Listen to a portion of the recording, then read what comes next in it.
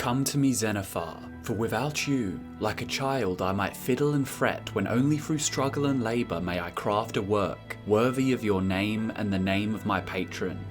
Leading a life of piety and virtue is a challenge for all mortals, for they are inherently flawed, and conviction does not come naturally to them. To make matters worse, the gods who advise them on how to live a fulfilling, honest life are distant and sequestered. In the case of the Adric Divines, their active involvement in the affairs of mortals is rare. Most men live and die without so much as a whisper from their gods, and oftentimes, several generations will pass between occurrences.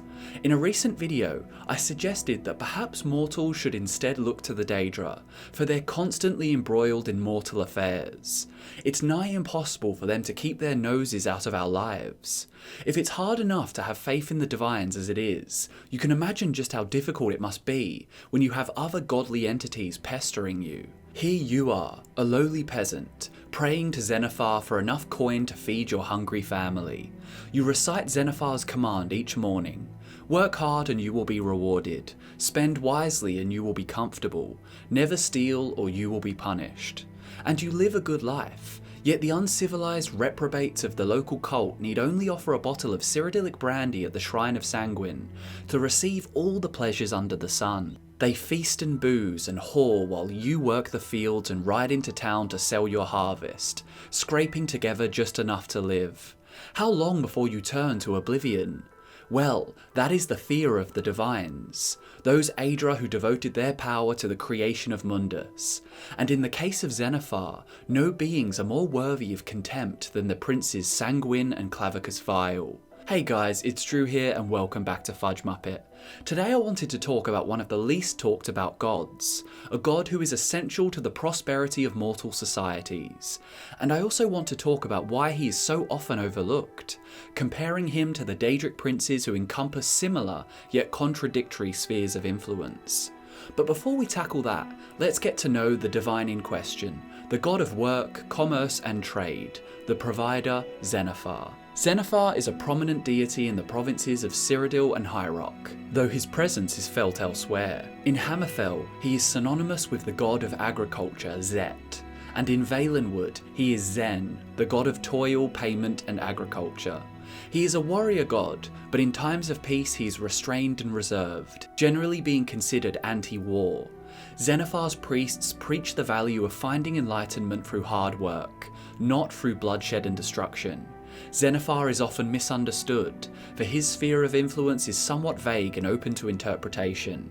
In regions like Calovia and High Rock, he is often written off by the common folk as being a somewhat bourgeois divine, focused only on the wants and needs of the wealthy.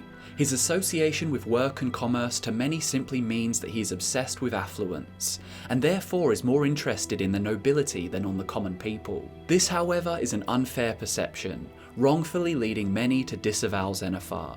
In truth, as documented in the book titled The Mysteries of the Divines, Xenophar offers a promise of rewards to those who work diligently, but it is not meant to be purely superficial. The text reads, "Work hard and you will be rewarded," Xenophar teaches us. How will we be rewarded? By gold, prestige? Many desire these things, but this is not what Xenophar hopes for us to understand. Remember that Xenophar also teaches us to be wise in our spending, to never steal from others. The rewards he guides us to are not material. No, his rewards are the rewards of the spirit. By engaging in a ritual of production, whether you are a smith hammering out swords or a farmer tending and harvesting crops, you honour Xenophar. By participating in creation, your actions are blessed. The reward that Xenophar wishes for us to discover is in the work itself, hidden in the very act of making. The fruits of your labour are lesser prizes when compared. His sphere is more profound than it is given credit for, and to stray from Xenophar is a tragedy regardless of your economic standing. You need only look at Xenophar's symbol to see beyond the misconceptions. Were he only interested in the profiteering of the upper class, you'd imagine his symbol would be a heavy sack of coin, and his shrines would be draped in the finest silk offerings. But instead his symbol is the anvil. He and his devoted followers consider the blacksmith's trade to be the perfect embodiment of his values. There's nothing glamorous about an anvil. Smouldering iron is struck relentlessly against its surface. This symbol resonates on multiple levels. Firstly, and most obviously, Zenithar emphasizes that there is no greater endeavor than a hard day's work. With sore muscles and dirt-caked skin, mortals may find great satisfaction in simple things like rest, a wash, and a hot meal. And as a god, an eternal unchanging earthbone holding the mortal realm of Mundus together, Zenithar is a figurative anvil. Anvils are massive, dense, and heavy. This gives them a lot of inertia, allowing them to remain unchanged, passing all the energy of the smith's striking tools straight into the workpiece. Like an anvil, Zenithar is a constant source of motivation for hard-working mortals. If you feel vulnerable and incapable, Zenithar will give you the strength to persevere, to find comfort and ease in tired limbs and long days of toil. I think that is a sufficient explanation of Zenithar's role in the mortal pantheons, and with this in mind, the threat posed by certain Daedric entities becomes clear. No matter how devoted you are to Zen, all mortals err, and anyone who tells you they never submit to laziness or shortcuts, or even law-breaking, is probably lying to you. As I said at the beginning of the video, failing Zenithar is easy enough without negative influences, so when Daedric princes like Clavicus Vile and Sanguine rear their devilish heads, it's deceptively easy to be led astray. Take Clavicus Vile. His sphere revolves around granting wishes and power through pacts and rituals. There are parallels between him and Zenithar, as Clavicus Vile's pacts are essentially bargains and bartering, but it is anything but honest. This much is clear through the mask of Clavicus Vile. The wearer is more popular not through their own merit, but through the manipulation of the artifact. It allows the wearer to coax honest mortals into giving them a better deal. Vile's deals are seldom fair. He is known to take back his word at inopportune times, either for his own entertainment or to capture a mortal's soul. To him, trickery is a fundamental part of making a deal, whereas Zenithar encourages trade, but honest trade, fair pay for fair work. Sanguine is even worse. If Clavicus Vile's sphere is a perversion of Zenithar's, then Sanguine's is an outright mockery. Sanguine has no interest in payment, and were you to mention hard work in his presence, he'd laugh himself near to tears. Sanguine's sphere is hedonistic revelry, debauchery, and indulging repressed, often dark desires. Sanguine thinks the whole concept of work is a joke. Why do anything undesirable ever? Why not dedicate every moment of your puny mortal life to pleasure-seeking and instant gratification? I spoke about this in my video covering Sanguine. If his influence spreads too far without being kept in check, nothing would get done. No one would plough the fields, no one would work the forge, no one would contribute to the economy, and the subsequent recession would be fatal to mortal civilizations. But not only that, for every mortal embroiled in the salacious promises of Sanguine, there's one more mortal turning their back on Zenithar. Zen would warn mortals not to be short-sighted. He would say that a satisfying life is not achieved through the pursuit of happiness, but through the pursuit of meaning and fulfillment. Compare a humble farmer to a drunkard in one of Sanguine's myriad realms of revelry. The latter man has all the pleasures of the universe at his fingertips. He's quite literally drunk himself into oblivion. He has an endless feast laid out before him, none of which was cultivated or bought by him.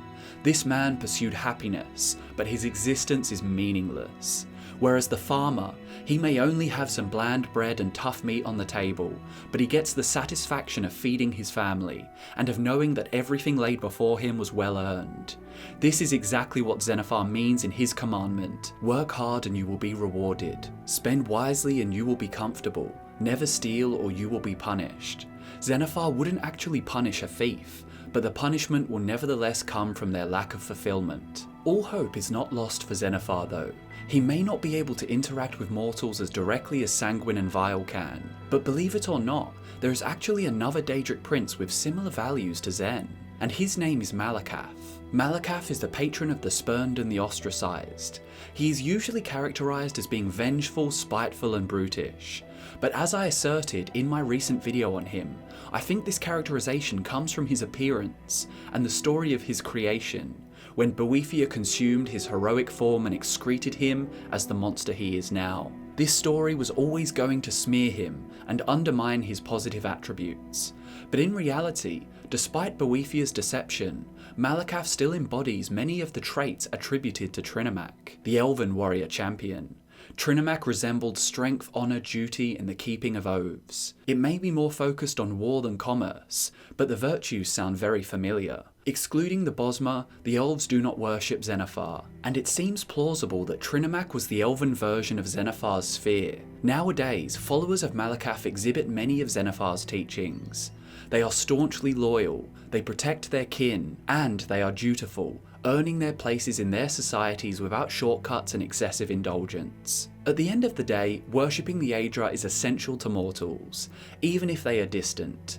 A pious person may live a long life and die without so much as a word from their gods, but that is the price the Aedra paid in sacrificing their power to create the mortal plane of Mundus. The Daedric princes may talk a lot, but they offered nothing to the creation of mortals, and it shows in their willingness to treat them like insignificant insects. Actions speak louder than words, and the Aedra, even if they were somewhat tricked by Lorkhan, showed their devotion to mortals through their actions. They are physically invested in the well-being of the races of man, mer and beast, and to neglect their sacrifice is to be led astray. And there you have it guys, the story of Zenithar, arguably the most overlooked of the gods in the Elder Scrolls. I hope you enjoyed the video. Who would you choose to worship, Zenithar or Sanguine? Thanks so much for watching guys, I've been Drew and I'll see you in the next one.